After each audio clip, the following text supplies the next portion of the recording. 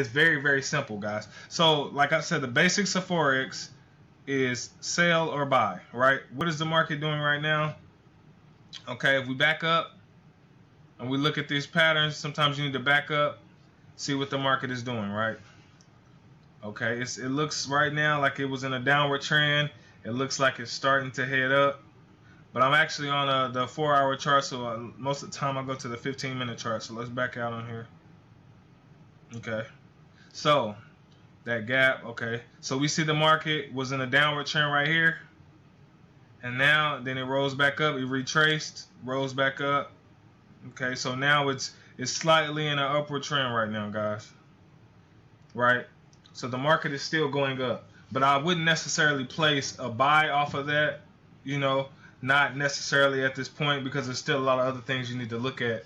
I'm just giving you guys the basics, guys, because my chart, as you can see, looks, you know, I have a lot of different things on my chart, right? And these are indicators that you can pay for. I do have the indicators. If you guys want to purchase these, email me or text me. But these are not free indicators. And just like this TDI method is a method that I absolutely love. Okay, and see what happens with the TDI method is you see this green line right here. Okay, we call this green line the shark. This blue line and this blue line here indicates the water, right? This is how I trade a lot of my trades, and then I'll show you a couple of different other methods that you can do. But this is with these indicators. So let me see if I can find